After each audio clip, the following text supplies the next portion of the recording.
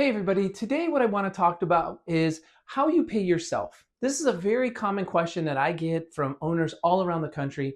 And what I find in the top 10% of practice owners, there's a common theory, a common methodology in which they go about paying themselves on how much comes to them in salary, how much comes to them in distributions.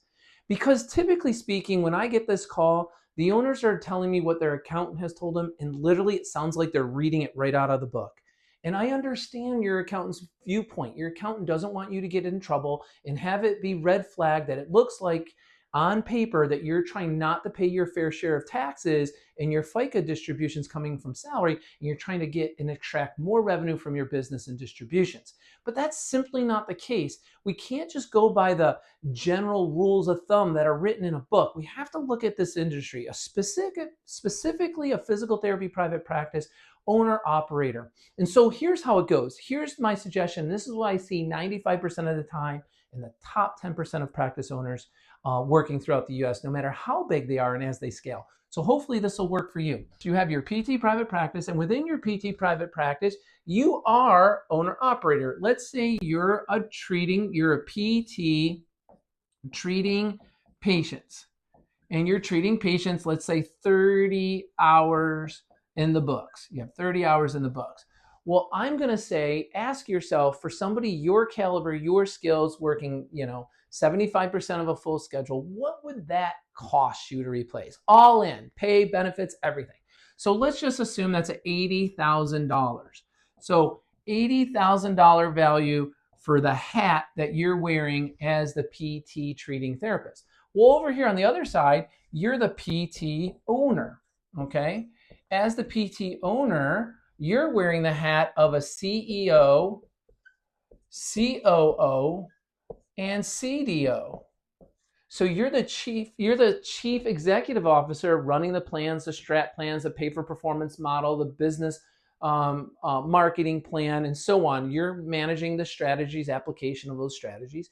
You're handling and maintaining the performance of the people within your office. Hopefully you have an office of just clinical staff and you've done a remote outsourcing of all your administrative staff. That's going to bring you a good 5 to 10% more to your bottom line in that setup and that structure. Because, let's face it, we're PTs. We should be managing a clinic of other DPTs, PTAs, and techs.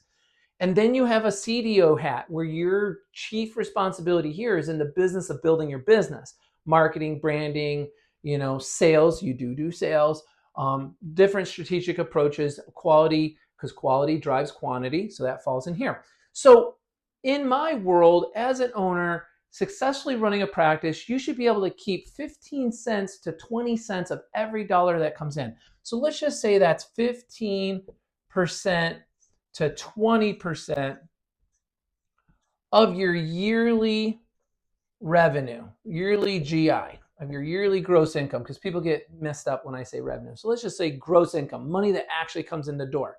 So if this is $1 million practice, $1 million in gross revenue, not talking net, well, then you get to take $80,000 in salary. Take $80,000 in your salary, your W-2 employment, paying your taxes, and then as an owner, you get to take, I would be taking $15K per month in distribution.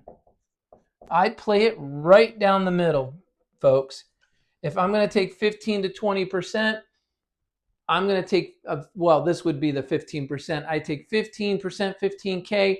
Anything that's left over at the end of the year, you can reinvest. You can invest within the business. You can ask your accountant and take a larger distribution at the end, put it in a money market savings account and earmark it for backup revenue, be your own line of credit, if you will, for your practice should it need it during the deductible season, January, February.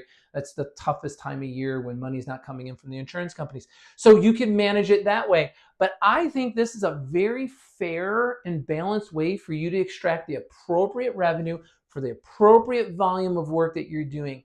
I would be hard pressed to hear an accountant say this is a red flag in terms of total revenue for you to take this. Now, the accountant may say, well, if we add the distributions plus the revenue, I want to stay under the 15 to 20% in total. Hey, that's fine. That's okay. Then just knock this down to 12% if you want and see how it goes at the end of the year.